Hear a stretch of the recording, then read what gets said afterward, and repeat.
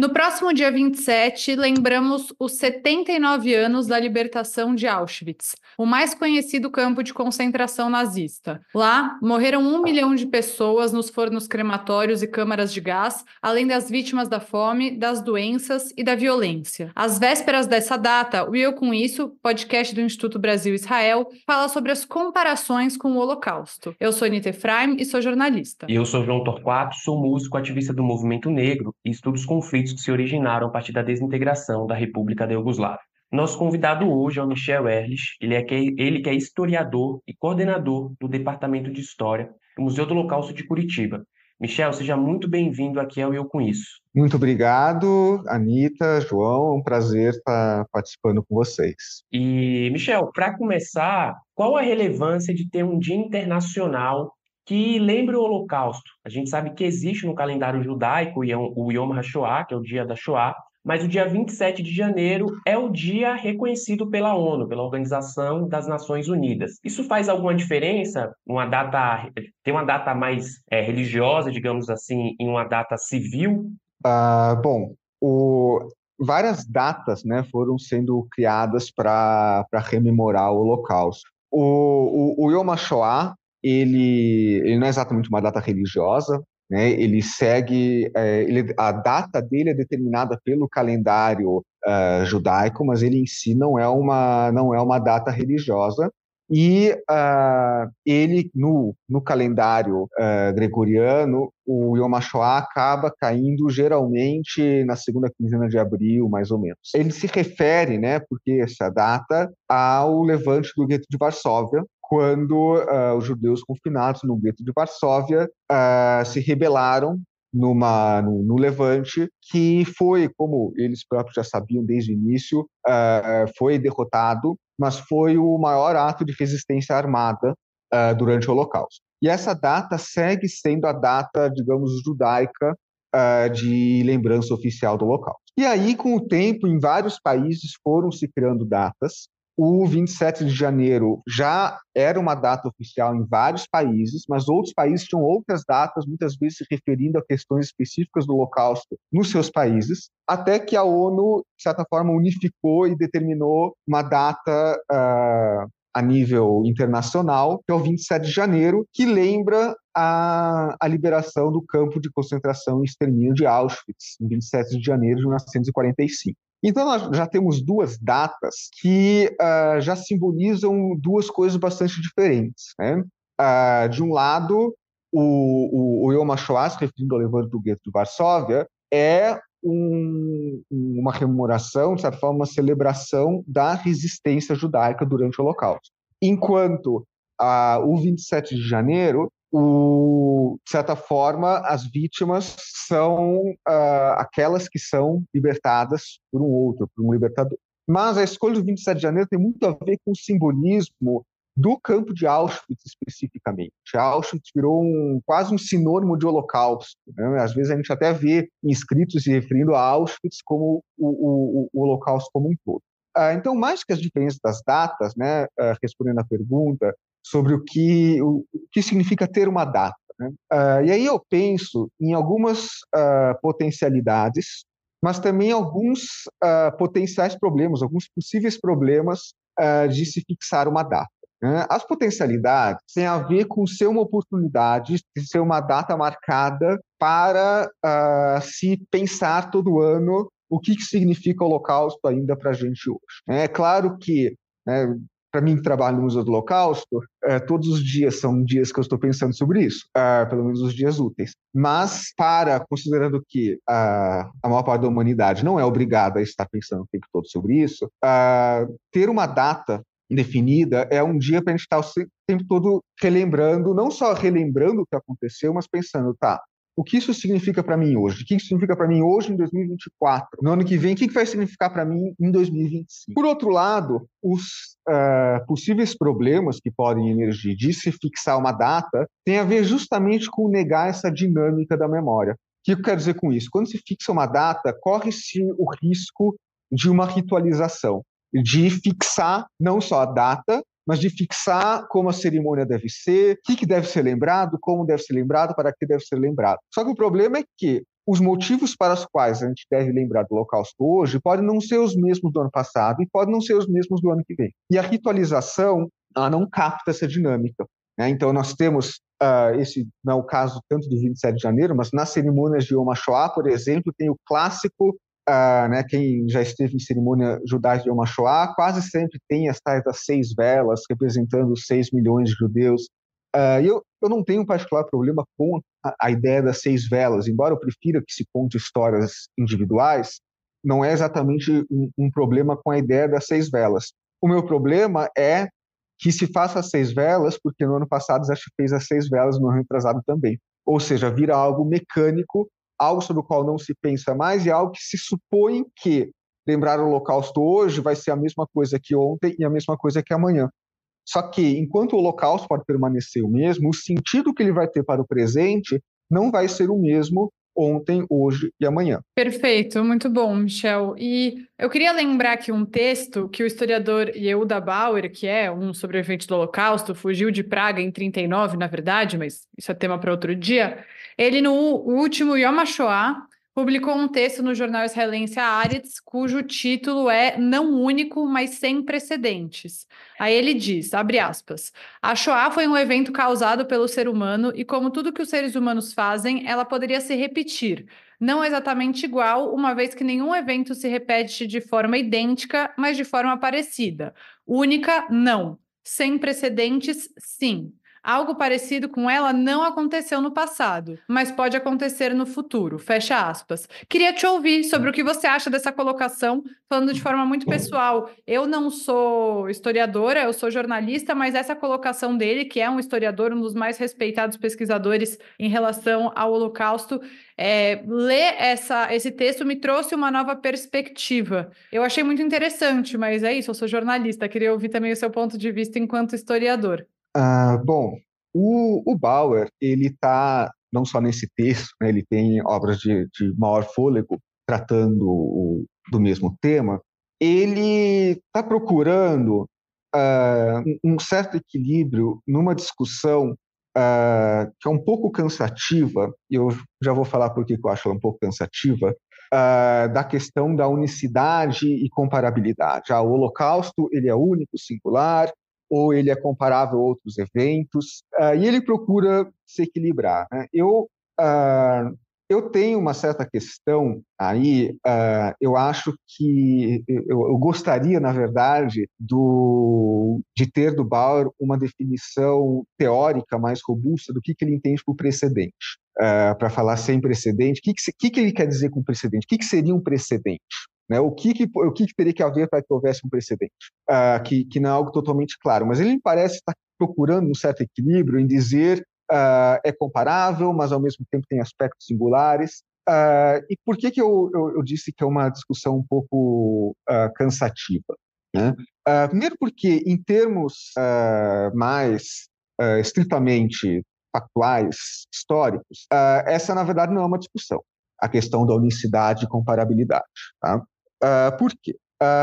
Por um lado, todo acontecimento histórico, e aqui pode ser o Holocausto, mas pode ser também a gravação desse podcast, é um evento único. Ele é único no sentido que ele é irrepetível. Né? A história, ela tem uma... né, por algum tempo teve historiadores que achavam isso um problema, o fato de que a gente não consegue replicar acontecimentos históricos no laboratório. A gente não tem como fazer uma simulação para retirar elementos e conseguir fazer testes. Né? Não tem como repetir. Se a gente resolver amanhã gravar novamente esse podcast, as mesmas pessoas, ele não vai sair exatamente igual. Porque a gente não tem como repetir experiências. Então, por definição, todo e qualquer acontecimento histórico é único, no sentido de ser irrepetível. E, ao mesmo tempo, todo e qualquer acontecimento histórico é comparável a outros. A gente pode pensar em que medida cabem comparações, quais são as semelhanças e quais as diferenças, porque, afinal, quando estamos comparando eventos, a gente não está somente procurando as semelhanças, né? A comparação não é o comparar não é igualar. Né? A gente está procurando as semelhanças e as diferenças. Porque se um evento histórico fosse singular em tal medida que ele não fosse comparável a nenhum outro acontecimento anterior, a gente não teria palavras para descrevê-lo, na verdade. A gente não teria vocabulário. Quando a gente procura dizer que um evento histórico é alguma coisa, a gente está inserindo ele em categorias, aqui categorias linguísticas mesmo, categorias que ele compartilha com outros eventos.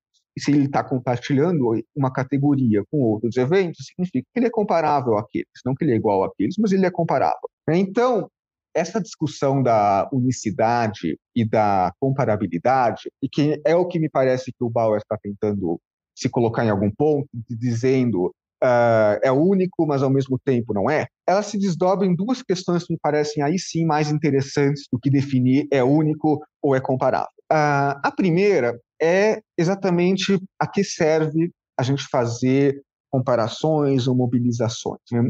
E aqui eu vou me valer de foi na verdade uma entrevista, né, um texto acadêmico, ou se não tive acesso ao texto acadêmico, do historiador argentino radicado nos Estados Unidos, chamado Federico Finkelstein, que é um estudioso dos fascismos. E ele, em certa entrevista, ele foi perguntado, por ocasião estava sendo perguntado se o Trump, se ele considerava o Donald Trump um fascista, porque havia, naquele momento, toda uma discussão nos Estados Unidos a esse respeito. E ele deu uma resposta que eu achei muito interessante. Ele falou que a ele, como historiador, a pergunta não é se o Trump é fascista. A pergunta é, o que nós sabemos sobre o fascismo? Nos diz algo sobre o Trump? Parecem semelhantes, mas são perguntas diferentes. Porque a pergunta, fulaninho é fascista? No fundo, é uma pergunta que quer saber, eu posso chamar ele de fascista? Eu posso xingar ele de fascista? E, sendo bem honesto, eu acho que não é meu papel como historiador regular ou autorizar xingamentos alheios. Eu acho que, sim, as pessoas podem falar o que elas quiserem. Eu não estou aqui para dizer do que elas podem ser xingadas ou não. O que o Finkelstein está dizendo o que me interessa não é localizar se determinada outra experiência é fascista, ou, no caso aqui, se é nazista, e etc. É pensar tudo aquilo que nós já sabemos sobre o fascismo. Me ajuda a, de alguma maneira, compreender esse novo fenômeno? No caso dele, a resposta era sim. Né? Porque pode ser que não, pode ser que a gente chegue à conclusão, não tem nada a ver uma coisa com a outra, só vai atrapalhar. Mas para muitas outras, a gente vai chegar à conclusão que sim. Por isso que, quando estamos falando aqui eu até prefiro falar em termos mais amplos de relações históricas do que de comparações propriamente ditas, talvez a gente tenha que se distanciar um pouquinho de uma certa busca, um certo afã de determinar se determinada pessoa é fascista, é nazista, se determinado acontecimento é holocausto ou não é um holocausto, e a pergunta ser, o que eu sei sobre o Holocausto me fornece ferramentas para eu refletir sobre o que eu estou vendo agora, né? Mais do que definir se é um Holocausto ou não. Então, essa é uma primeira questão dessa questão da comparação.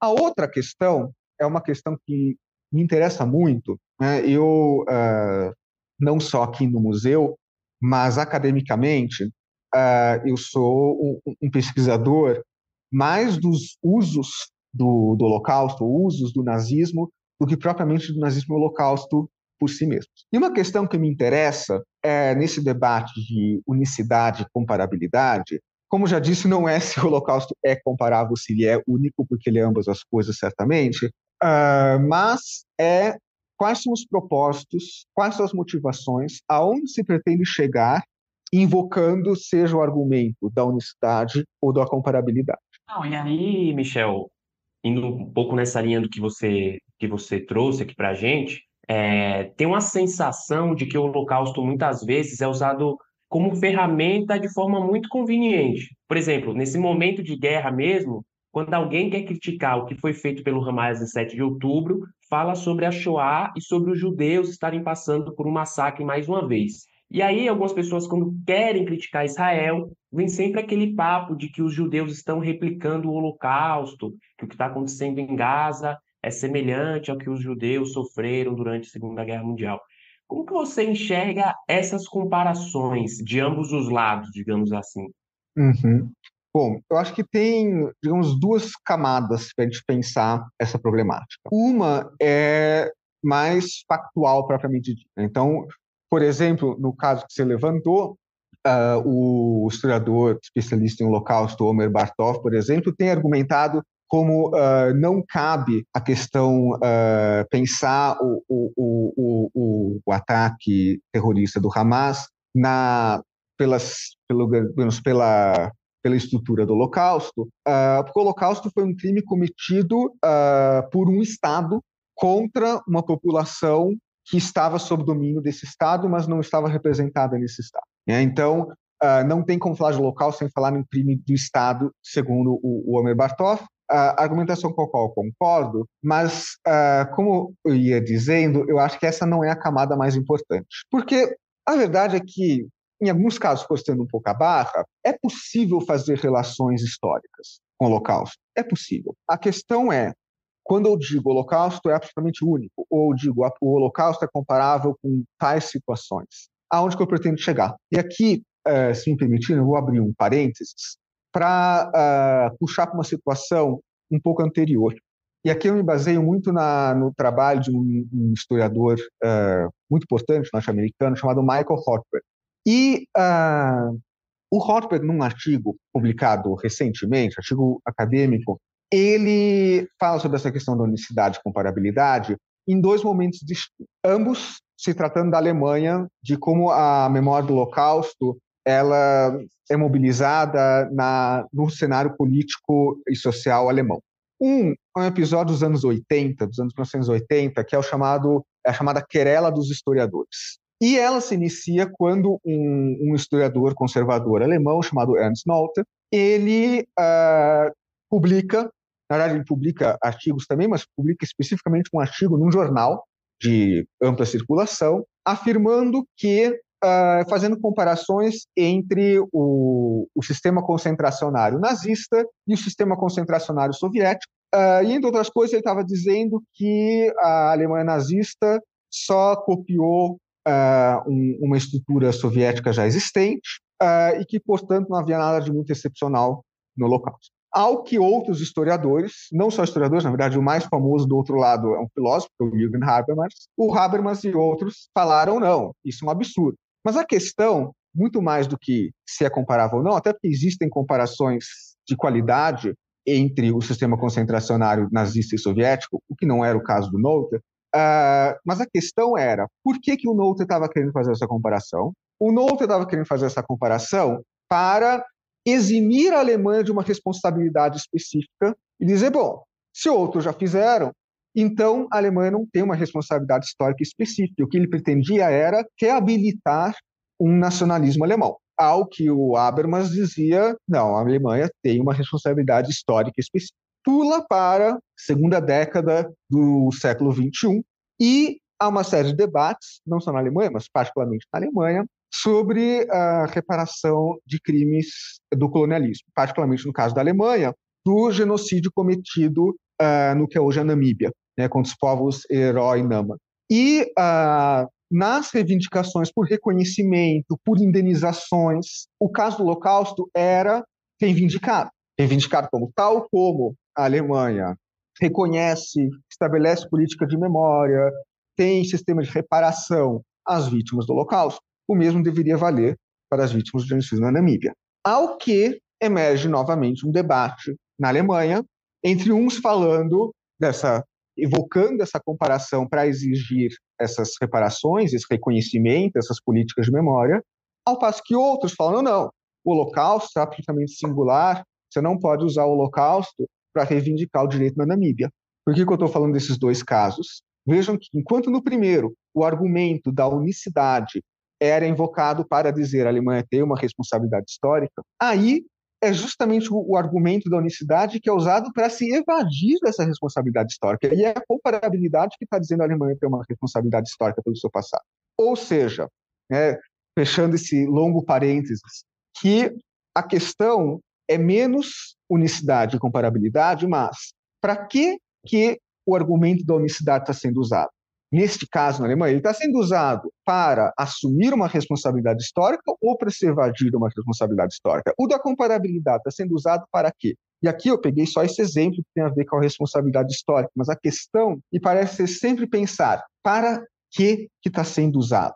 né? Então, voltando, né, finalmente para a pergunta sobre o caso mais contemporâneo, para além dessa discussão, que eu não acho que seja se descartar, né, essa primeira camada de o quanto que cabe, né, porque, claro, existem casos até mais simples, né, a gente viu alguns anos atrás pessoas falando que o exigir comprovante de vacinação da Covid era a mesma coisa que colocar uma estrela de Davi no braço. Nesse caso, a primeira camada, digamos, já resolve. A gente chega à conclusão, olha, não tem nada a ver, uma coisa não tem a ver com a outra, pô. Mas nos casos em que é possível dizer uma coisa talvez possa ter a ver com a outra, para que essa comparação ou a rejeição da comparação está sendo evocada? Então, por isso que eu tenho certo receio, sim, com algumas das comparações. Elas estão sendo usadas para entender melhor o fenômeno do que nós estamos vendo hoje, ou ela está sendo usada como uma mera denúncia, como uma acusação ao outro, né? Porque comparar o Holocausto acaba sendo acusar um outro de nazista. Fazer um Então, oportunismo em determinadas situações. exato. Então, por exemplo, pegando o exemplo que foi dado, quando se afirma que o ataque terrorista do Hamas é um novo holocausto, o que se procura com isso? Primeiro, como já coloquei um pouco, essa demonização, consequentemente transformar um conflito em bem e mal. Então, seja o Hamas, seja Israel, se eu digo que é nazista, bom, então é bem e mal, qualquer coisa contra o nazista passa a ser aceitável, passa a ser legitimável. Particularmente, a comparação com o ataque terrorista de 7 de outubro me provoca um certo incômodo, porque tem mais uma intenção relacionada a essa primeira, que é deslocar toda a análise que se faz desse acontecimento, deslocar ela do Oriente Médio, toda a dinâmica do conflito do Oriente Médio, para uma perseguição a judeus na Europa, que é cômodo, porque afinal esses judeus na Europa, na época do Holocausto, mesmo quando se fala uma comparação com pogroms do Império Russo, eram, afinal, uma minoria sem recursos para se defender, coisa que não corresponde à realidade atual, né? Então, tem essa me provoca esse incômodo que é um deslocamento. Mas isso não significa que a mobilização desse passado seja sempre inválida, né? E aqui, para fechar esse tópico, eu acho que, retornando ao que eu estava falando antes, eu acho que essas comparações são problemáticas sempre que o meu objetivo com elas é procurar nazistas ou procurar holocaustos, né, e não fazer relações. Então, por exemplo, nós temos, hoje, pelo menos na versão em inglês do Haaretz, saiu hoje. Hoje, no dia que estamos gravando, dia 22 de janeiro, saiu no Haaretz o texto do historiador Amos Goldberg, que é da Universidade Hebraica de Jerusalém, em que ele analisa, à luz do Holocausto, certos discursos de lideranças políticas, militares, e que aí me parece que é uma outra forma de estabelecer relações muito mais produtiva, em que ele não está procurando nazistas. O objetivo dele não é definir se determinado general é nazista ou não é nazista. Essa não é a questão, né? O nazismo em si é um fenômeno histórico datado. O que ele está apontando é aquilo que eu já sei sobre o Holocausto, sobre o nazismo, me dá ferramentas para que eu fique particularmente alerta e preocupado com certas outras situações, né?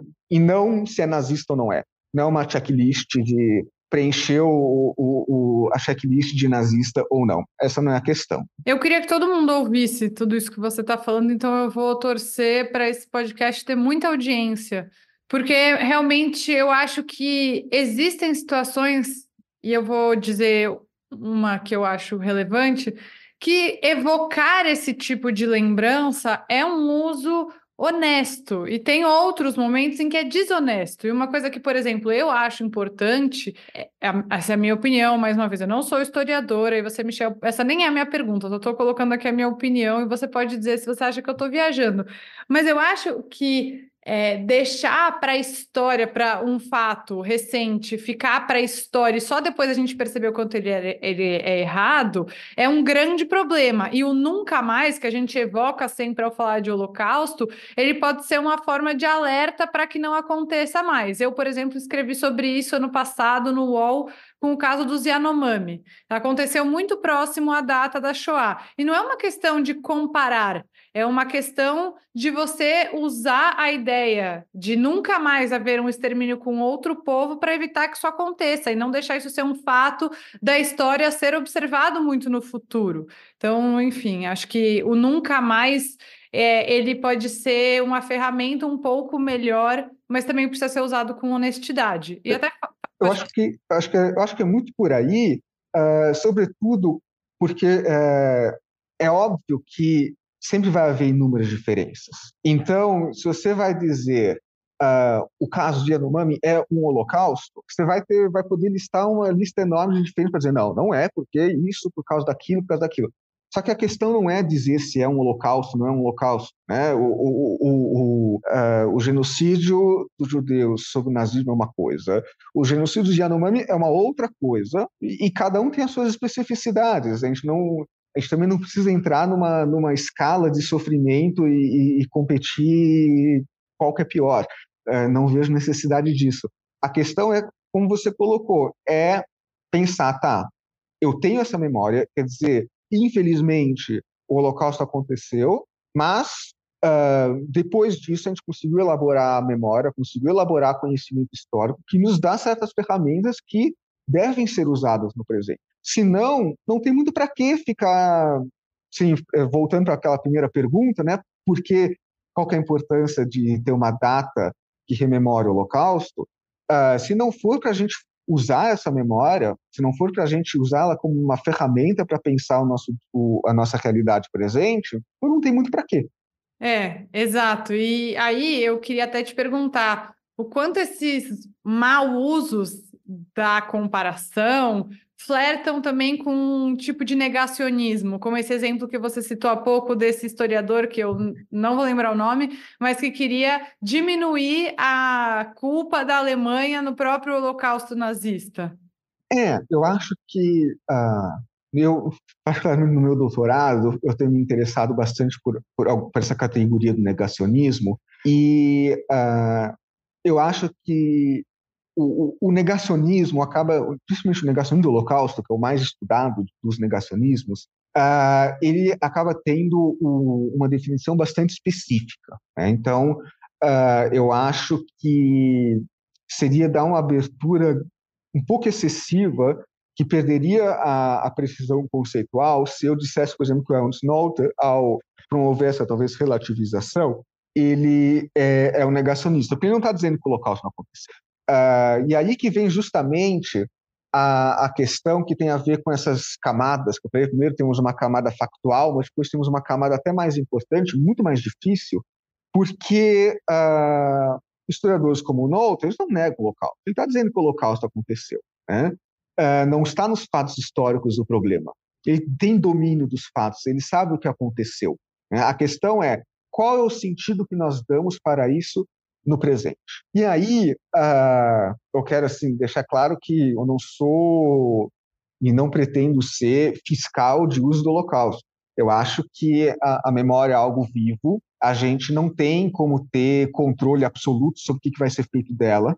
Ainda mais, né, às vezes existe até uma certa contradição, se a gente deseja que o Holocausto seja tema no ensino escolar, que exista museu, que tenha filme, que tenha livro, ou seja, que o Holocausto seja algo parte de uma memória ampla, né, de várias pessoas, não só aquelas pessoas diretamente envolvidas, a gente também não tem como ter controle sobre exatamente o que elas vão fazer com essa memória. Assim, se a gente deseja ter tal controle de manter essa memória em marcos específicos, então a gente não tem como querer que as pessoas compartilhem dela conosco. Se a gente deseja, então, que o Holocausto esteja na Base Nacional Curricular Comum, que seja veiculado em filmes, que seja divulgado e tudo mais, as pessoas vão acabar se apropriando desse passado para as suas próprias questões. Isso vai acontecer, isso é inevitável, e isso não é necessariamente negativo, né? Então, por isso eu não sou fiscal de como as pessoas vão usar o Holocausto. Agora, o que eu acho simplesmente é que a gente deve ter em mente sempre quais são as intenções, que não existe uso desinteressado. Eu acho que essa é uma questão muito importante, né? Não existe uma mobilização desinteressada do passado. Na verdade, se eu não tivesse interesse no passado, não precisava por que evocar ele. Se eu estou evocando um certo passado, é porque há um interesse nisso. Então, a gente tem que pensar que interesse é esse, né? Às vezes existe um certo desconforto de adentrar nesse terreno, porque ele deixa de ser tão objetivo e ele é inevitavelmente político, né? Mas a educação, a memória, a história, eles são indissociáveis da política. Então, é importante ter em mente quais são os objetivos de eu estar, né, não vou nem só falar de comparação, mas de eu estar mobilizando o Holocausto ou o nazismo, né, ou coisas relacionadas para determinada situação no presente. O que eu pretendo? Né? Então, algumas questões que eu me coloco sempre primeiro, essa mobilização, ela me serve, de alguma maneira, ela me ajuda a entender aquilo que eu estou vendo no presente? Ou ela me serve para chamar atenção, porque o Holocausto é algo que todo mundo conhece, nazismo é visto como sinônimo do mal, então aquilo que eu não gosto eu quero chamar de nazista. Ou não, me ajuda realmente a entender, me dá ferramentas para entender aquilo que eu estou vendo. Isso é uma pergunta importante. Outra pergunta importante é, essa mobilização do passado, ela serve para que valores que ela está promovendo? Ela promove os direitos humanos, a democracia, ou ela promove exclusivismos políticos, identitários, né? Que tipo de valor que ela está promovendo? E outra pergunta, essa muitas vezes pode gerar um certo desconforto, eu estou disposto a invocar essa memória só quando eu, no presente, me coloco no lugar da vítima, ou também estou disposto a pensar nessa memória como eu preciso dessa memória para evitar que eu seja um perpetrador. Eu estou disposto a me colocar em todos os papéis, porque, afinal, digamos, personagens que vivenciaram o Holocausto, há uma variedade deles. Muitos deles, ao longo do Holocausto, inclusive, tiveram papéis mais dúbios. Estou pensando não só no judeu e não só no nazista ideológico, mas eu estou pensando na população comum, na grande maioria das pessoas, na verdade, são pessoas que têm papéis mais dúbios. Existia, hoje é um pouco ultrapassado, uma visão de um certo tripé dos personagens do Holocausto, o perpetrador, a vítima e o observador. Né? E, sobretudo, quando estamos falando desse observador, esse observador pode ser muitas coisas ao mesmo tempo. Então, quando eu estou pensando nessa memória para o presente, é, de certa forma, cômodo eu me identificar com a vítima, porque é fácil eu me identificar com a vítima. Mas eu estou disposto a mobilizar essa memória também para ver o que dentro de mim há de perpetrador, em potencial, né? Para que eu possa coibir esse potencial, para que eu possa ver em mim mesmo o que eu preciso mudar para que eu não seja, algum momento, um perpetrador. Então, acho que essas são algumas questões que, obviamente, não esgotam o tema, né? Mas que se inserem dentro dessa questão maior de sempre pensar o que exatamente se pretende quando se está mobilizando o Holocausto. E, por fim, uma outra questão às vezes, pensar, por mais que eu, como um historiador que sou dedicado ao tema, trabalho no Museu do Holocausto, é claro que o Holocausto é um tema que eu esteja pensando o tempo todo, mas às vezes pensar o Holocausto é a melhor ferramenta para isso, ou só é a que causa mais sensacionalismo. Que pode ser que, para entender determinado fenômeno, outras situações históricas me forneçam ferramentas melhores para o Holocausto. O Holocausto não é a resposta para tudo, né?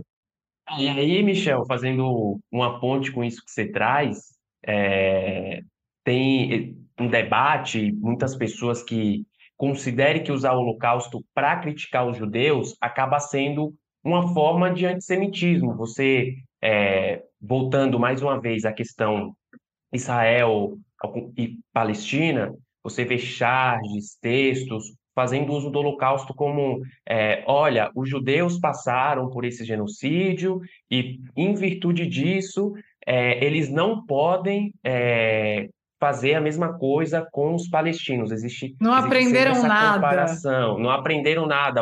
o professor Omar Tomás, lá da Unicamp, ele sempre traz isso, né, Anitta? Como se Auschwitz fosse uma escola de direitos humanos. É difícil dizer se é um debate válido ou não, mas ao mesmo tempo, como você colocou aqui na sua resposta brilhantemente, você não vê outros povos que passaram por genocídios, por perseguições, ao longo da história, em cenários de conflitos, de disputas territoriais, por exemplo, o genocídio que essa população sofreu ser utilizado como um motivador de uma certa superioridade moral em virtude desse genocídio que essa população, que essa etnia sofreu ao longo da história. E eu queria saber de você, né, que lida com isso, que estuda, pesquisa, é, se cabe ou não, né, essa crítica e a sua opinião sobre o assunto, se de fato o uso do Holocausto para criticar os judeus é uma forma de antissemitismo. Enfim, queria te ouvir um pouco sobre isso. Uma pergunta bem interessante, João. Eu acho que, primeiro, a gente precisa fazer uma diferenciação de criticar judeus e criticar os judeus, né? Criticar os judeus, já por si só, começa com uma questão complicada, porque, afinal, quem são os judeus, né? Os judeus não são um coletivo unificado que toma determinadas atitudes que você possa dizer, porque os judeus estão fazendo tal coisa. Agora, criticar judeus, pessoas que são judias, eu acho que, a não ser que a gente determine que o Holocausto não possa ser usado para criticar ninguém, o que não é a minha posição, mas haveria uma coerência, a não ser que a gente adote essa posição, pessoas judias não estão acima de que esse passado seja mobilizado para criticá-las, né? Se eu posso criticar alguém, quem quer que seja, utilizando-me da memória do Holocausto, esse princípio tem que valer para judeus também, né? E, inclusive, há judeus que o fazem, né? O caso que me vem à mente é o filósofo judeu israelense, o Yeshayahu Leibovitz, que é bastante controverso, mas que criticava certos setores da extrema-direita israelense já faz décadas, e ele falava, inclusive ele chegava a chamar de nazistas mesmo, né? Então, se a pergunta é usar, partir do Holocausto para criticar pessoas, criticar alguma coisa que pessoas que são judias fazem, se isso é antissemitismo, não, porque se eu posso usar para outros, eu também tenho que poder usar para judeus. Agora, e aí retoma um pouco a questão anterior, claro que é preciso ter em mente que o Holocausto tem um papel especial na identidade judaica de modo geral, né? A identidade judaica contemporânea, porque não existe uma identidade judaica ahistórica que inalterada ao longo do tempo, a identidade judaica contemporânea, ela tem no Holocausto um marco fundacional. Eu diria não só para aqueles judeus que viveram o Holocausto, não só para o judaísmo ashkenazi, mas o Holocausto é um trauma fundacional da identidade judaica contemporânea. Então, quando o argumento do Holocausto é empregado de alguma maneira relacionado a pessoas que são judias, a gente tem que ter em mente o significado que o Holocausto tem aí, né?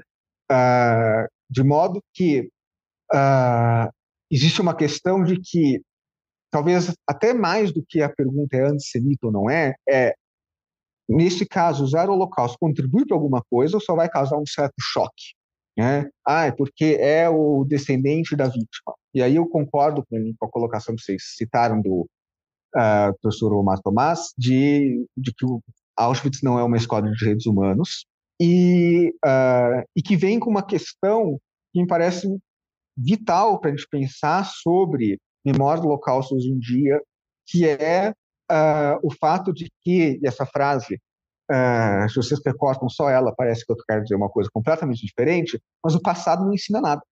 A gente não aprende com o passado, não existe algo a aprender com o passado. A gente aprende com a história, mas não com o passado. Porque a história é a forma como a gente pega esse passado, concatena esse monte de fatos, transforma eles numa narrativa com algum sentido.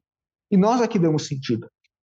Então, o fato de ter vivenciado um passado ou de saber muito sobre um determinado passado não torna essa pessoa, de alguma maneira, mais imune a cometer algum crime, né? Ou alguma violação de direitos humanos, alguma coisa assim.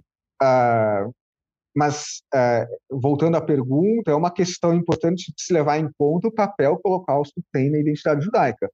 Mas, né, eu falei que eu não estou aqui para dizer o que pode ou o que não pode fazer, mas não há, a princípio, não é por definição antissemita se utilizar do Holocausto para criticar comportamentos de judeus. Aliás, judeus fazem isso o tempo todo uns com os outros.